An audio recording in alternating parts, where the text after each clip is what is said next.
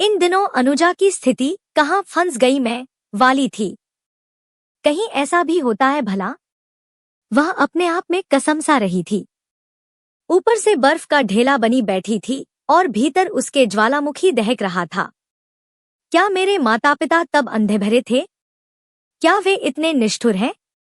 अगर नहीं तो बिना परखे ऐसे लड़के से क्यों बांध दिया मुझे जो किसी अन्य की खातिर मुझे छोड़ भागा है, जाने कहाँ? अभी तो अपनी सुहागरात तक भी नहीं हुई है, जाने कहाँ भटक रहा होगा। फिर पता नहीं वह लौटेगा भी या नहीं। उसकी विचार श्रृंखला में इसी तरह के सैकड़ों सवाल उमड़ते घुमड़ते रहे थे और वह इन सवालों को झेल भी रही थी। झेल क्या रही थी, तड़प रही थी वह तो। लेकिन जब उसे उसके घर से भाग जाने के कारण की जानकारी हुई, झटका लगा था उसे। उसकी बाट जोहने में 15 दिन कब निकल गए? क्या बीती होगी उस पर, कोई तो पूछे उससे आकर। सोचते विचारते अक्सर उसकी आंखें सजल हो उठतीं। नित्य 2 बूंद अश्रु उसके दामन में घुलक भी आते और वह उन अश्रु बूंदों को देखती हुई फिर से विचारों की दुनिया में चली जाती और अपने अकेलेपन पर रोती। अवसाद, चिड़चिड़ाहट, बेचैनी से उसका हृदय तार तार हुआ जा रहा था। लगने लगा था जैसे वह अब तब में ही पागल हो जाएगी। उसके अंदर तो जैसे सांप रेंगने लगा था। लगा जैसे वह खुद को नोच ही डालेगी या फिर वह कहीं अपनी जान ही गवा बैठेगी। वह सोचती, जानती होती कि यह ऐसा कर जाएगा तो ब्याह ही न करती, इससे तब दुनिया की कोई भी ताकत मुझे मेरे निर्णय से डिगा नहीं सकती थी। पर अब मुझे क्या करना चाहिए? क्या इसके लौट आने का इंतजार करना चाहिए या फिर पीहर लौट जाना ही ठीक रहेगा? क्या ऐसी परिस्थिति में यह घर छोड़ना ठीक रहेगा? वक्त पर कोई न कोई उसे खाने की थाली पहुंचा जाता, बीच बीच में आकर कोई न कोई हालचाल भी पूछ जाता। पूरा घर तनावग्रस्त था। मरघट सा सन्नाटा था उस चौबारे में। सन्नाटा भी ऐसा जो भीतर तक चीर जाए। परिवार का हर सदस्य एक दूसरे से नजरें चुराता दिखता। ऐसे में वह खुद को कैसे संभाले हुए थी, वह ही जानती थी। दुल्हन के ससुराल आने के बाद अभी तो कई रस्में थीं जिन्हें उसे निभाना था। वे सारी रस्में अपने पूर्ण होने के इंतजार में मुहबाएं खड़ी भी दिखीं उसे। नई नवेली दुल्हन से मिलन जुलने वालों का आए दिन तांता लग जाता है, वह जानती थी। ऐसा वह कई घरों में देख चुकी थी। पर यहाँ तो एक बारगी में सब कुछ ध्वस्त हो चला था। उसके सारे संजोए सपने एकाएक ही धराशायी हो चले थे। कभी कभार उसके भीतर आक्रोश की ज्वाला धधक उठती। तब वह बुदबुदाती, भाड़ में जाएं सारी रस्में रिवाज, नहीं रहना मुझे अब यहाँ। आज ही अपना फैसला सुना देती हूँ इनको और अपने पीहर को चली जाती हूँ। सिर्फ यही नहीं, वहां पहुंचकर अपने माँ-बाबूजी को भी तो खरी खोटी सुनानी है। ऐसे विचार उसके मन में उठते रहे थे और वह इस बाबत खिन्न हो उठती थी। इन दिनों उसके पास तो समय ही समय था। नित्य मंथन में व्यस्त रहती थी और फिर क्यों न हो मंथन, उसके साथ ऐसी अनूठी घटना जो घटी थी, अनसुलझी पहेली सरीखी। वह सोचती, किसे सुनाऊं मैं अपनी व्यथा? कौन है जो मेरी समस्या का निराकरण कर सकता है? शायद कोई भी नहीं, और शायद मैं खुद भी नहीं। फिर मन में ख्याल आता, अगर परीक्षित लौट भी आया तो क्या मैं उसे अपनाऊंगी? क्या परीक्षित अपने भूल की क्षमा मांगेगा मुझसे? फिर कहीं मेरी हैसियत ही धूमिल तो नहीं हो जाएगी?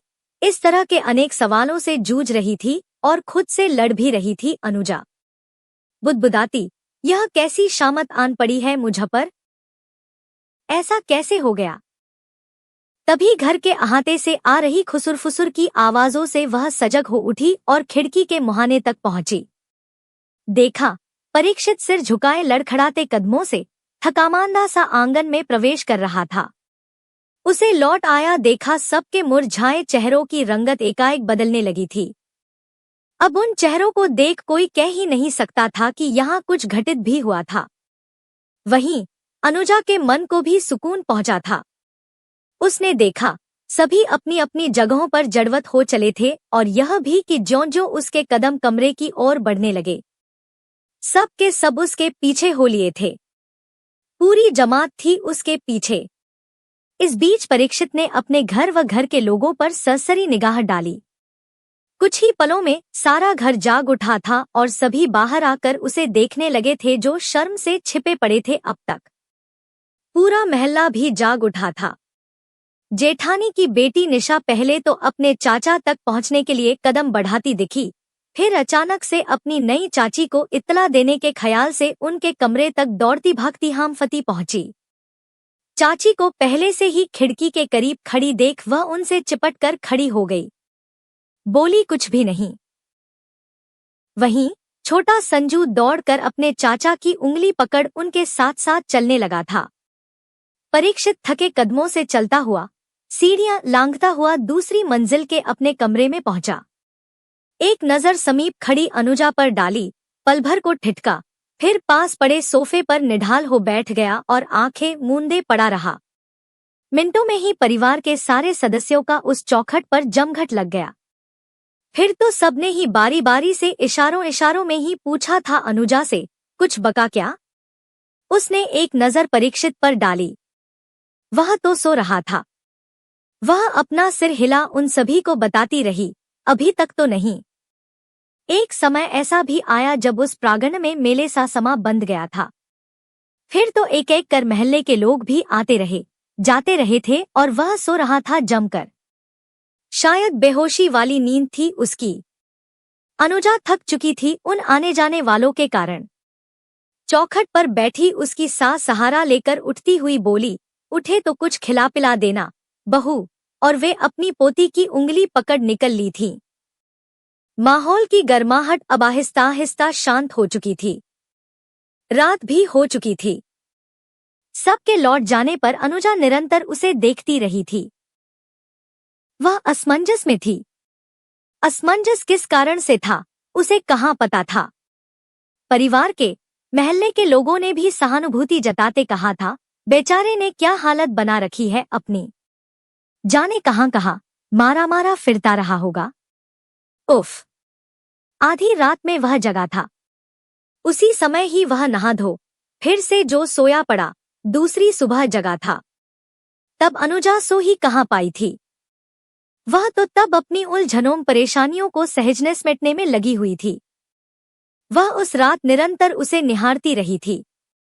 एक तरफ जहां उसके प्रति सहानुभूति थी, वहीं दूसरी तरफ गहरा रोष भी था मन के किसी कोने में। सहानुभूति इस कारण कि उसकी प्रेमिका ने आत्महत्या जो कर ली थी और रोष इस बात पर कि वह उसे छोड़ भागा था और वह सजी संवरी अपनी सुहाग सेज पर बैठी उसके इंतजार में जागती रही थी। वह उसी रात से ही गायब था। फिर सुहागरात का सुख क्या होता है कहाँ जान पाई थी वह। उस रात उसके इंतजार में जब वह थी, उसका खिला खिला चेहरा पूनम की चांद सरीखा दमक रहा था। पर ज्यों ही उसे उसके भाग खड़े होने की खबर मिली, मुखड़ा ग्रहण लगे चांद सा हो गया था। उसकी सुर्ख मांग तब एकदम से बूझी बूझी सी दिखने लगी थी। सब कुछ ही बिखर चला था। तब उसके भीतर एक चीत्कार पनपी थी, जिसे वह जबरन भीतर ही रोके रखे हुए थी। फिर विचारों में तब यह भी था, अगर उससे मोहब्बत थी तो मैं यहाँ कैसे? जब प्यार निभाने का दम ही नहीं तो प्यार किया ही क्यों था उससे? फिर इसने तो 2 से 2 जिंदगियों से खिलवाड़ किया है। क्या इसका अपराध क्षमायोग्य है? इसके कारण ही तो मुझे मानसिक यातनाएं झेलनी पड़ी हैं। मेरा तो अस्तित्व ही अधर में लटक गया है इस विध्वंसकारी के कारण। जब इतनी ही मोहब्बत थी तो उसे ही अपना लेता। मेरी जिंदगी से खिलवाड़ करने का हक इसे किसने दिया? तब उसकी सोच में यह भी होता, मैं अनब्याही तो नहीं कहीं। फिर कहीं यह कोई बुरा सपना तो नहीं?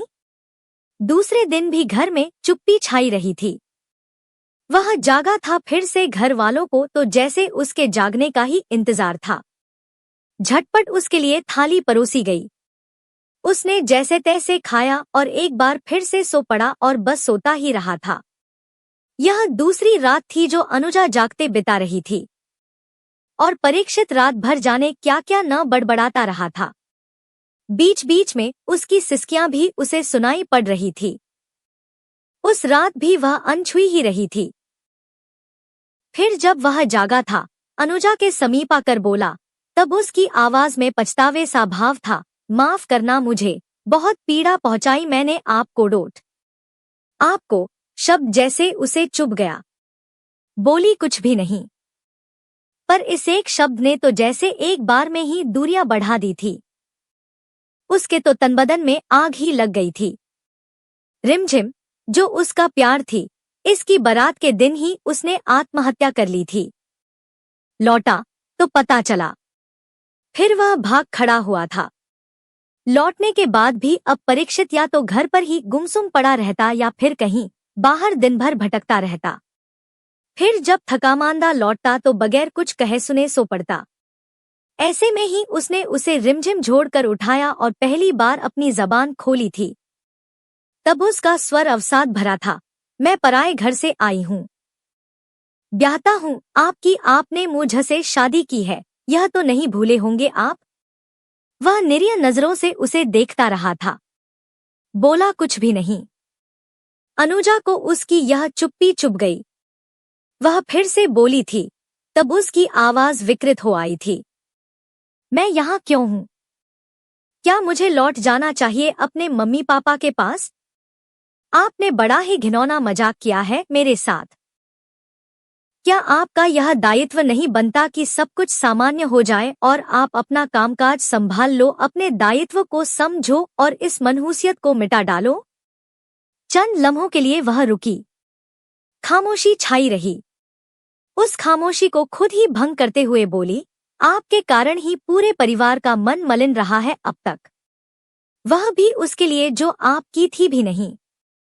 अब मैं हूं और मुझे आपका फैसला जानना है, अभी और अभी। मैं घुट घुट कर जी नहीं सकती, समझे आप? अनुजा के भीतर का दर्द उसके चेहरे पर था, जो साफ झलक रहा था।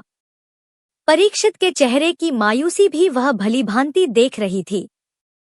दोनों के ही भीतर अलग अलग तरह के झंझावात थे, झुंझलाहट थी। परीक्षित उसे सुनता रहा था। वह उसके चेहरे पर अपनी नजरें जमाए रहा था। वह अपने प्रति उपेक्षा, रिमिझम के प्रति आक्रोश को देख रहा था। जब उसने चुप्पी साधी, परीक्षित फफक पड़ा था और देर रात फफक फक कर रोता ही रहा था। अश्रु थे जो उसके रोके नहीं रुक रहे थे। तब उसकी स्थिति बेहद ही दयनीय दिखी थी उसे। वह सकपका गई थी। उसे अफसोस हुआ था। अफसोस इतना कि आंखें उसकी भी छलक आई थी, यह सोचकर कि मुझे इसकी मनोस्थिति को समझना चाहिए था। मैंने जल्दबाजी कर दी, अभी तो इसके क्षतविक्षत मन को राहत मिली भी नहीं और मैंने इसके घाव फिर से हरे कर दिए। उसने उसे चुप कराना उचित नहीं समझा। सोचा, मन की भड़ास आंसुओं के माध्यम से बाहर आ जाए तो ही अच्छा है। शायद इससे यह संभल ही जाए। फिर भी अंतर्मन में शोरगुल था। उसमें से एक आवाज अस्फुट सी थी, क्या मैं इतनी निष्ठुर हूँ जो इसकी वेदना को समझने का अब तक एक बार भी सोचा नहीं? क्या स्त्री जाति का स्वभाव ही ऐसा होता है जो सिर्फ और सिर्फ अपना ख्याल रखती है? दूसरों की परवाह करना, दूसरों की पीड़ा क्या उसके आगे कोई महत्व नहीं रखती? क्या ऐसी सोच होती है हमारी? अगर ऐसा ही है तो बड़ी ही शर्मनाक बात है यह तो। उसकी तंद्रा तब भंग हुई थी जब वह बोला, शादी हो जाती अगर हमारी तो वह आपके स्थान पर होती आज।